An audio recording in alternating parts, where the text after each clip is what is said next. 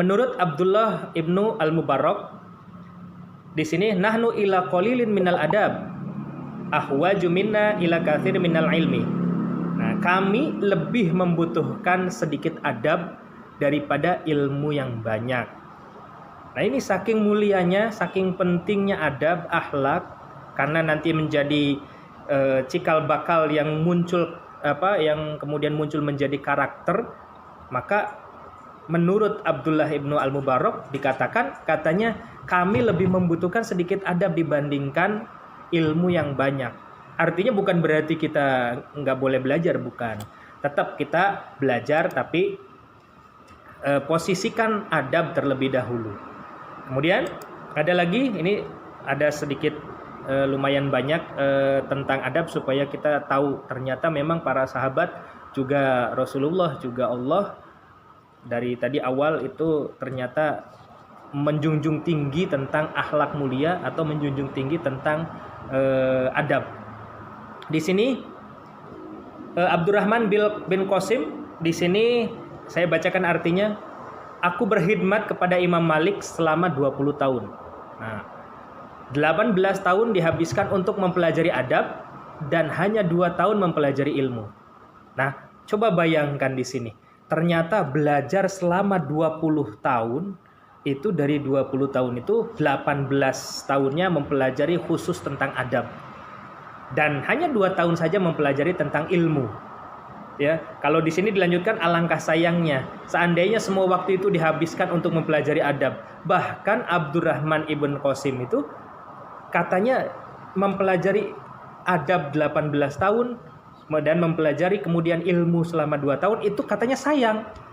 Jadi menurutnya harusnya selama 20 tahun ini full mempelajari adab semuanya. Luar biasa gitu. Kenapa? Karena kalau adab sudah didapat, kalau akhlak sudah didapat, ta'zim terhadap guru sudah didapat, taklim terhadap orang tua sudah didapat, takzim terhadap orang yang lebih tua sudah didapat, insya Allah ilmu akan mudah masuk. Dan ilmu yang sudah masuk tidak akan gampang keluar. Insya Allah itu akan menjadi ilmu yang manfaat dunia dan akhirat. Kemudian ada lagi, ini adalah Al-Imam Asy-Syafi'i. Kalau ini anak-anakku semuanya kalau pernah dengar ada 4 madhab yang dalam Islam kita pelajari. Itu ada madhab Maliki, madhab Syafi'i, madhab Hambali, sama madhab Hanafi. Nah, madhab Syafi'i nama aslinya ya ini Imam Muhammad ibnu Idris Asy-Syafi'i gitu. Nah, mengatakan bagaimana? Saya bacakan artinya. Bagaimana keinginanmu terhadap adab? Ia menjawab, ketika aku mendengar satu hal tentang adab, maka seluruh anggota tubuhku merasakan nikmat karenanya. Ia bertanya lagi, bagaimana engkau mencari adab? Ia menjawab, seperti seorang wanita yang kehilangan anaknya dan ia tidak memiliki apapun selain anak itu. Saking pentingnya adab, saking pentingnya akhlak mulia, saking pentingnya adab, sampai mengibaratkan adab itu seakan-akan seorang anak yang dicari oleh seorang ibunya. Bagaimana sayangnya seorang ibu terhadap anak. Seperti yang kita tahu, ibu saking sayangnya terhadap anak sampai bisa jadi anaknya sudah mandi, ibunya belum mandi. Bisa jadi anaknya sudah makan, ibunya belum makan karena memprioritaskan anaknya. Bahkan bisa jadi ketika malam hari mungkin, ketika anak ini masih kecil, masih bayi, dia nangis, dia pipis, dia mau makan dan sebagainya. Ibu ini baru aja tidur sebentar, baru 10 menit, udah bangun lagi. Ketika anaknya hilang, rela untuk mencarinya kemanapun tanpa berpikir celaka atau tidak untuk dirinya. Nah, itu luar biasanya adab. Saking hebatnya, saking pentingnya adab, sampai diibaratkan seperti wanita yang kehilangan anak. Anak itu ibarat adabnya. Maka wanita atau ibu tersebut mencari kemanapun tanpa melihat bahaya atau tidak untuk dirinya. Kemudian ada lagi Imam Al-Ghazali. Nah, ini Imam Al-Ghazali. Kalau tadi Imam Syafi'i dalam dalam dunia Islam disebut sebagai Sayyidil Mujtahidin. Ya, Sayyidil Mujtahidin itu adalah tuannya para mujtahid, para pemikir-pemikir di masa itu. Kalau Imam Ghazali itu Sayyidul Musannifin. Sayyidul Musannifin itu adalah orang-orang yang tuannya orang-orang para penulis-penulis kitab-kitab jumhur ulama di masa itu. Kitab-kitab klasik atau kitab-kitab yang kemudian sampai sekarang kitabnya, kalau anak-anakku tahu, Imam Al-Ghazali itu salah satu kitab yang paling terkenalnya adalah kitab Ihya Ulumuddin ya. Jadi kitab Ihya Ulumuddin itu Al-Ghazali ya.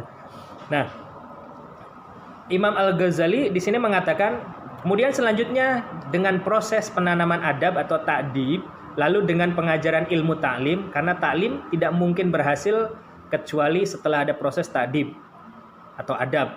Karena orang yang tidak memiliki adab tidak akan memiliki ilmu. Nah, ini perlu dicatat oleh kita semua. Sebelum kita melangkah untuk belajar tentang mata pelajaran yang ada di sekolah, pelajaran-pelajaran yang ada di bangku sekolah, di kelas, ataupun sekarang di rumah, yang kaitannya dengan pelajaran umum, maka jangan lupakan adab terlebih dahulu. Adabnya apa? Bisa jadi adabnya itu ta'zim kepada gurunya, hormat kepada gurunya. Bisa jadi adabnya itu yang kaitannya dengan ta'zim terhadap Allah atau ta'zim terhadap ilmunya. Bagaimana caranya? Ya minimal, ya tidak minimal, harus ini. Orang muslim, orang yang non-muslim harus sebelum memulai belajar, gimana caranya untuk melibatkan Tuhan kita terlebih dahulu. Melibatkan Allah bagi yang muslim, bagi yang non-muslim, libatkan Tuhannya. Apa maksudnya? Berdoa terlebih dahulu. Bahkan Rasulullah SAW itu bersabda, kullu amrin dibalin la yubda bi basmalah fahuwa aqta. Setiap amalan yang penting, perbuatan yang penting, itu ketika tidak diawali dengan lafaz bismillahirrahmanirrahim, atau tidak melibatkan Allah, tidak melibatkan Tuhan di dalamnya, fahuwa aqta, maka amalan tersebut atau perbuatan atau pekerjaan tersebut, contoh belajar misalnya, tidak mengawali dengan bismillah, tidak mengawali dengan melibatkan Tuhan terlebih dahulu, maka fahuwa aqta, maka itu akan terputus. Aqta itu maknanya terputus. Menurut ahli tafsir hadis, itu akto terputus di situ maknanya satu, perbuatan tersebut tidak akan tercapai, tidak akan selesai dengan sempurna. Yang kedua, maknanya adalah bisa jadi perbuatan tersebut tercapai sempurna tapi tidak bertahan lama. Yang ketiga, bisa jadi perbuatan tersebut tercapai tapi tidak bermanfaat untuk masa depannya. Naudzubillah, contohnya misalnya begini. Seorang pembelajar atau seorang pelajar, semualah, ini anak-anakku semuanya misalnya sedang menuntut ilmu, sedang belajar di kelas, sedang belajar di rumah daring, tapi tidak melibatkan Allah terlebih dahulu, tidak berdoa dulu, minimal dengan bismillahirrahmanirrahim terlebih dahulu, maka bisa jadi ilmu itu tidak paham. Yang pertama, akto di situ, nggak gampang masuk ilmunya. Yang kedua, bisa jadi ilmunya paham, tapi ternyata besok-besoknya gampang lupa lagi. Yang ketiga, bisa jadi ilmunya paham, besok-besok nggak lupa lagi. Bahkan sampai lulus SMA nggak lupa. Tapi ternyata karena diawali tidak dengan melibatkan Tuhan, tidak dengan melibatkan Allah, tidak minimal dengan bismillahirrahmanirrahim atau dengan doa, ternyata bisa jadi di jenjang yang selanjutnya, di perguruan tinggi atau di dunia karir, ternyata itu nggak bermanfaat sama sekali. Naudzubillah. Misalnya belajar bahasa Inggris, saya lebih spesifikkan, belajar bahasa Inggris misal, tidak melibatkan Allah di dalamnya, ta'dib terhadap Allah, ta'dib terhadap ilmu, atau malah ta'dib terhadap guru, artinya tidak ada adab terhadap guru, terhadap ilmu, terhadap Allahnya, tidak digunakan, tidak dilibatkan, maka bisa jadi dia bisa bahasa Inggris selama SMA-nya, lulus SMA masuk perguruan tinggi, ternyata ilmu bahasa Inggrisnya nggak kepake sama sekali.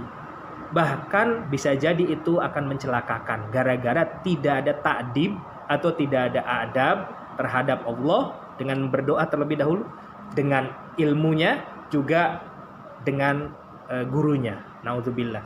Nah, ini saking pentingnya adab. Kemudian Imam Al-Ghazali juga mengatakan di sini, ketauhidan seseorang menuntut adanya keimanan. Artinya, seseorang yang tidak beriman berarti tidak bertauhid. Dan keimanan itu sendiri menuntut adanya syariat. Seseorang yang tidak berpegang pada syariat, sesungguhnya ia tidak memiliki keimanan dan ketauhidan. Sedangkan syariat menuntut adanya adab. Nah, barang siapa yang tidak beradab, maka sesungguhnya ia tidak bersyariah, tidak beriman, apalagi tidak bertauhid. Nah, saking pentingnya adab, sekali lagi ternyata Imam Al-Ghazali lebih ekstrim lagi ini mengatakan, orang yang tidak beradab sama saja dia tidak melakukan syariat Islam atau tidak melakukan syariat agama, ya, juga tidak beriman dan apalagi bertauhid. Maka penting sekali adab.